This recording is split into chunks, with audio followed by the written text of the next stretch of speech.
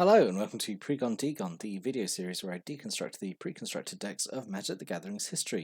In this video we're going to look at the last deck from Gatecrash, which is Simic Synthesis, which is a blue-green deck. So let's look at the deck list. So we've got 21 creatures, 4 instants, 3 sorceries, 4 enchantments, 2 artifacts and 26 land. We've got mana curve off to the side there. Let's start looking at the cards in the deck. So the foil face rare is Fathom Mage. So 2 colours, 1 green, 1 blue. For 1/1 has Evolve. So Evolve is the new Simic keyword. As to be expected from green blue, it's something to do with +1/+1 counters. Actually, now I think about it, a lot of Ravnica guild keywords have something to do with +1/+1 counters, but it's easy design space, I suppose. So Evolve is whenever a creature enters the battlefield under your control, if that creature has a greater power or toughness than this creature, you put a +1/+1 counter on this creature.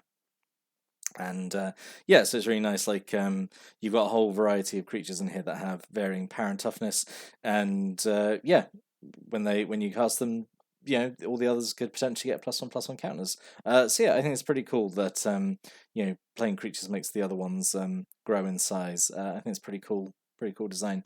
Whenever a +1/+1 counter is placed on Fathom Mage, you may draw a card, which is a really strong ability.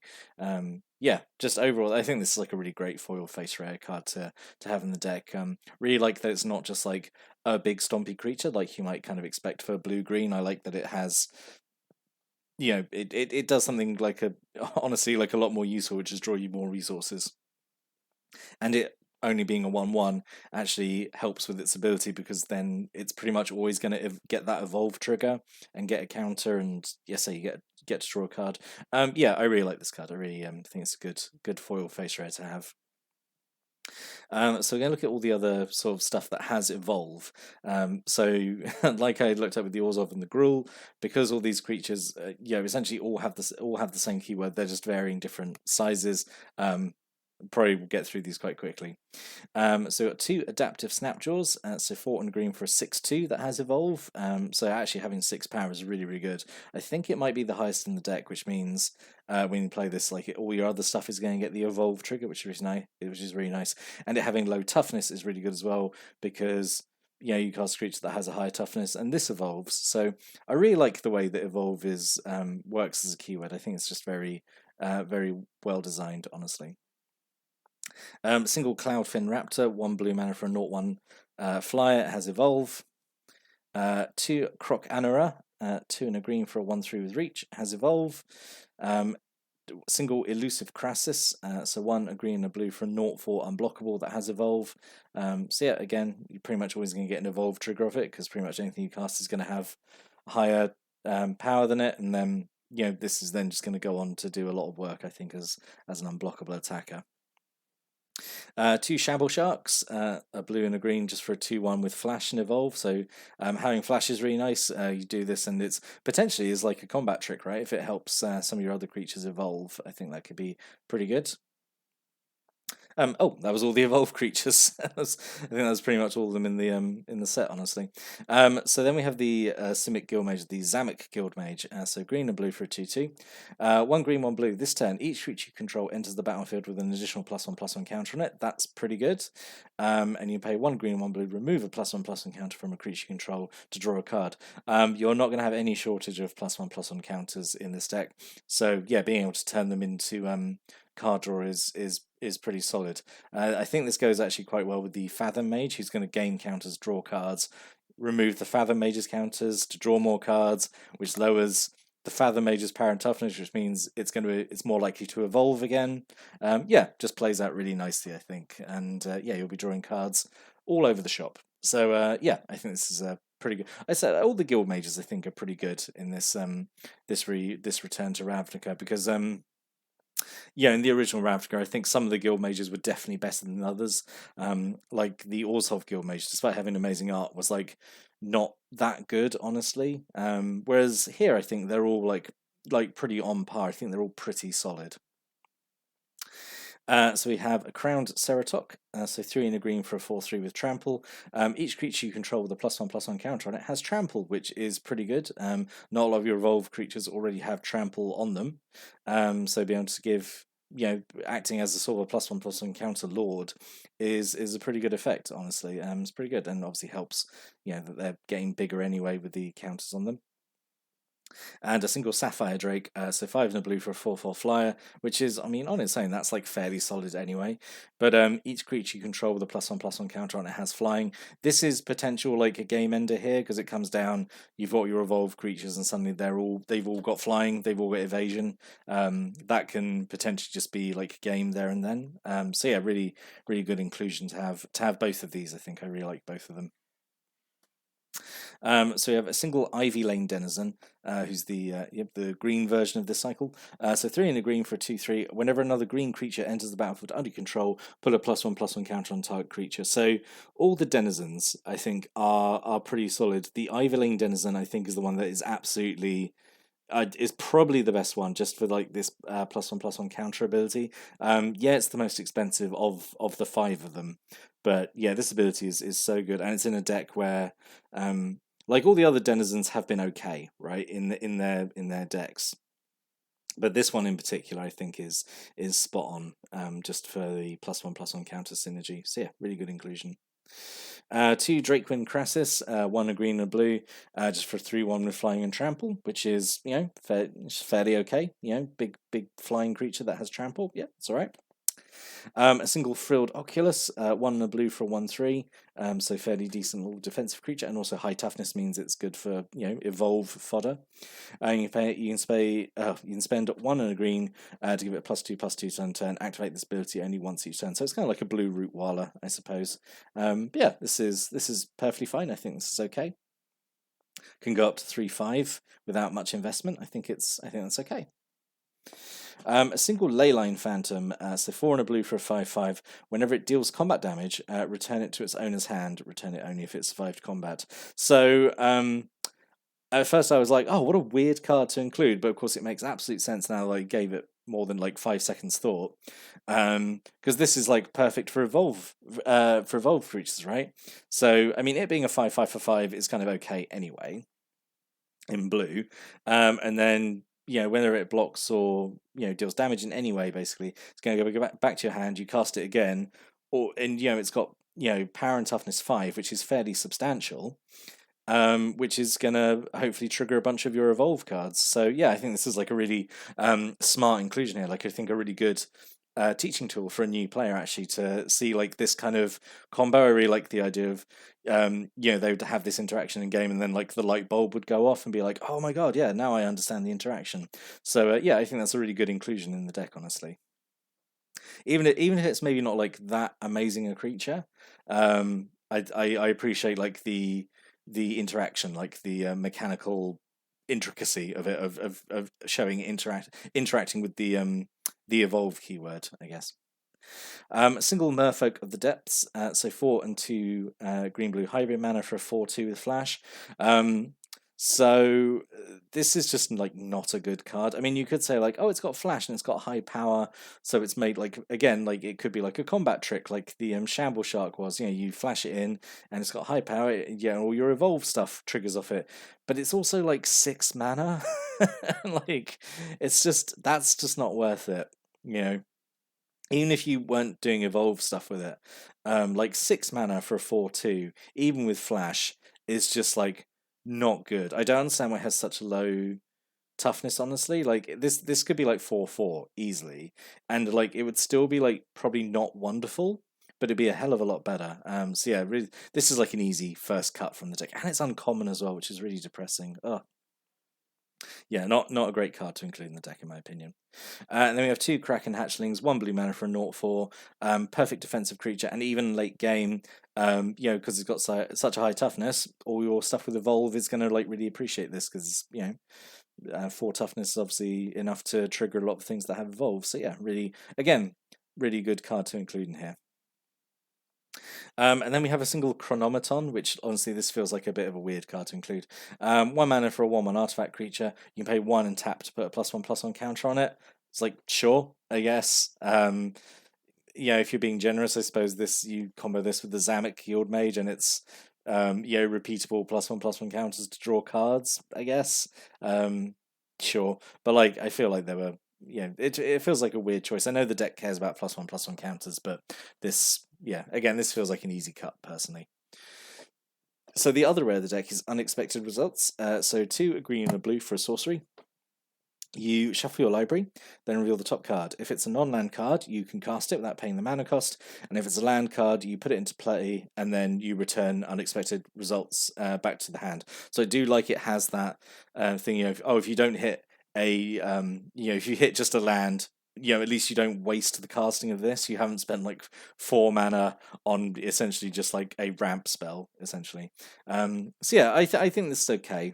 I think it's just like a little bit too random to really like say it's good. Like you've got no, because like you can't even manipulate the deck because you shuffle first. Yeah, and it's also like I know it's like a Simic deck, and like green blue is usually associated with like big creatures you ramp up into, but also it's just like I don't know. I feel like 4 mana, like you're actually not getting that much of a discount when you cast this on anything, because I don't think you have anything crazy expensive. Like maybe the Sapphire Drake is 6 mana. And some of the bigger evolved creatures maybe. But yeah, I don't know. This just feels like a little underwhelming as a rare, honestly. Like it feels too random. Like you couldn't rely on this to really like do anything amazing. And there is a chance also you just hit like one of the cheap spells and then just like, oh great, well I just spent 4 mana to get a 1 mana card for like free, I guess.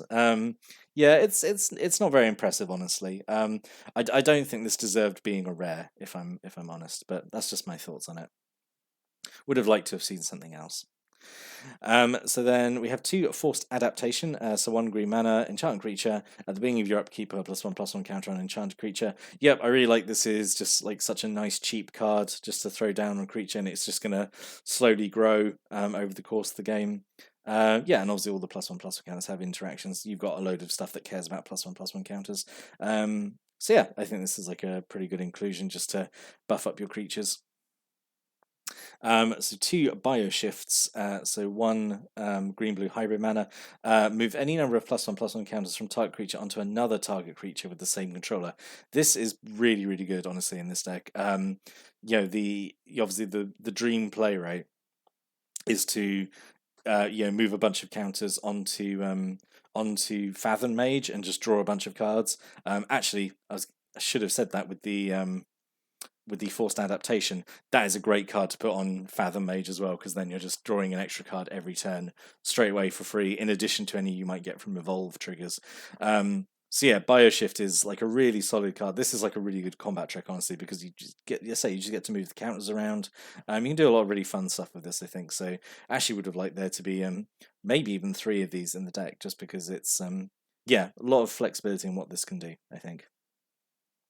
And also, you've got, well, I say with the Fathom Mage, you could either take the counters off it so it can start evolving again if it's gotten too big, or I say you just move a bunch of counters onto Fathom Mage and draw the cards. Yeah, it's just got like a lot of versatility in what this card can do. A single Hindivines, so 2 in a green, prevent all combat damage that will be dealt this turn by creature with no +1/+1 counters on them. So basically everything apart from your stuff, which is one-sided fogs. I think are usually pretty good. They usually like mess up combat like so much. So yeah, this is like I think a really, really solid trick, honestly. A single Urban Evolution, 3 a green and a blue. You draw 3 cards and then you can play an additional land this turn. Very straightforward, very iconic green-blue. It's drawing cards and it's ramp. Very iconic, very simple, very straightforward, but also very effective. So yeah, I think it's good. Yeah, and at 5 mana, it's like a good kind of like mid-late game play anyway, when you're maybe like running out of fuel a little bit. So yeah, I think it's pretty solid. A single tower defense, so 1 and a green instant speed. Creature you control get +0/+5 and gain reach land 10. So 2 mana. This is like a huge, huge boost, right? For like +0/+5 for your whole board for only 2 mana. This is a card I've really been meaning to try and get like a playset of this, like because I wanted to do a massive tangent here, but like I want to do like a mono green tree folk deck with all the effects that care about like doing damage equal to toughness rather than power. And every time I look to try and get like a playset of this card, it is sold out, despite it's been reprinted like I think in 2 or 3 other sets. Always sold out. Can never can never get a full playset of it, because yeah, obviously in those kind of decks, it's essentially like 2 mana overrun. But yeah, this is like really solid like combat trick. Like honestly, I just like the reach is honestly the bonus here. Just giving +0/+5 to your whole board is again can really like just mess up combat maths. So yeah, I really like this. And then 2 Simic key rune. I think this is the last time I'm going to get to talk about key runes, so I don't think the key runes are in any of the Dragon Maze decks. So you have 3 mana, artifact, taps to give you green or blue, pay 1 green or blue, and becomes a 2/3 green and blue crab artifact creature with hexproof until end of turn. So the hexproof is maybe not that useful as an ability on kind of like an animated artifact. Like, you know, it's not the creature like all the time, I guess. But I suppose there's always the potential that you turn it into a artifact creature, you give it +1/+1 counters with say like bioshift or something, and then it turns back into a and then it's hexproofed up so it can't be then targeted, and it's just got a bunch of counters sitting on it. I suppose that's one option for it. But yeah, like I said, in pretty much all these videos, I like all these key runes. I think they're all pretty good. Even the not even bad. They're not even bad, but like the not the best ones, let's say, are still pretty good. Like I would say this one is like one of the in the bottom 50%, but it's still good. I think. I like these key runes so much. Then a bit of M13 filler. So we've got 2 encrusts, so 1 and 2 blue. Aura that goes on an artifact or creature. It doesn't untap during control's untap step, and its activated abilities can't be activated. So kind of a combination of like dehydration and like arrest, I guess. This is okay, like a blue version of this this kind of effect. You've got no way of really like tapping creatures down, I don't think so. Oh, sleep. You've got sleep. You've got a way of tapping creatures down. But yeah, this is still okay. I think in Crust, I think it's all right. And then like I said, you got the sleep, which is 2 and 2 blue. You tap all creatures target player controls, and they don't untap during the player's next untap step. So yep, just lock out all their stuff for like 2 turns is again like really solid thing. Really sets people back. Yeah.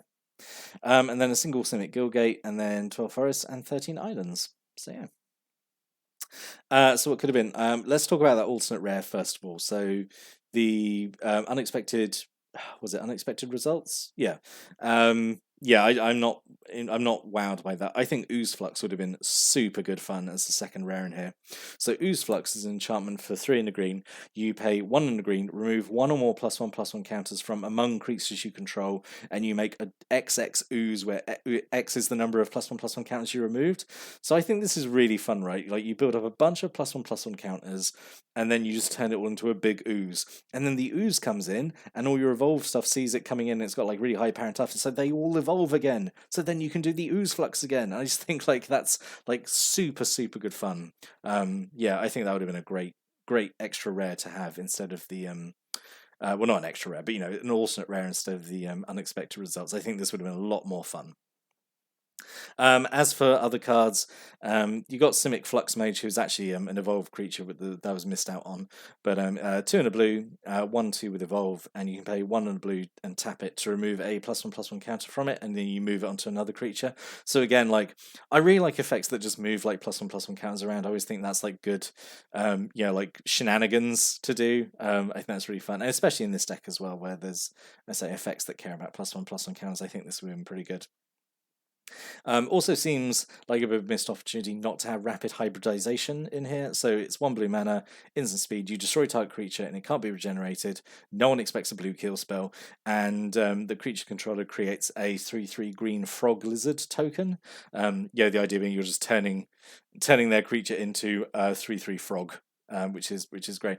So this is like pretty much a straight reprint of Pongify all the way back from, I think, Planar Chaos. And it's just fun. I always like these kind of like blue metamorphosis like kill spells in terms of like flavor and effectiveness, because it's 1 blue mana to destroy a creature, which is really solid. And yeah, it gives them a token, but like you can deal with a 3/3 token creature. It's almost usually always worth the trade-off. So yeah, would have been nice, I think, just to have at least one of them in here. So in summary, I really like this one actually. and that could be, because I quite like green blue as a combination. I like fiddling around with +1/+1 counters. I think that's pretty fun. So yeah, and I just think like overall, like the keyword, the evolve is like pretty well designed, and how it plays out and stuff. I think this one would have played really nicely out of the box, honestly. Even with like one of the rares being, I think, a little disappointing, I think the rest of the deck is actually, would be good enough to like compensate for it, honestly. I know like these decks aren't all about like what rare it is, it's mostly about the core strategy, but I think the core strategy here is really, really good. But I'd love to hear what other people think about this. If you want to stick a comment below, if you've got any stories or thoughts or comments, opinions about the deck or any of the cards in it. But we are now done with Gatecrash. So next video, we're going to move on to Dragon's Maze and start looking at the decks there. So that should be a bit of fun. So in Dragon's Maze, what we had is, so each of the 10 guilds have each had a deck now. So in Dragon's Maze, they essentially just picked 5 guilds, and just so there's like kind of equal color distribution. So I'm not going to lie, those decks are going to probably look quite similar to the ones we had before. Like there's not much difference between say like the Return to Ravnica Azorius deck and the Dragon's Maze Azorius deck, because obviously they're using a lot of the same cards. But obviously Dragon's Maze introduced new cards which are included into the deck. So so hopefully it'll be different enough to be interesting. But hope to see you there when we look at Dragon's Maze. But until then, thanks for watching and listening, and have a great day.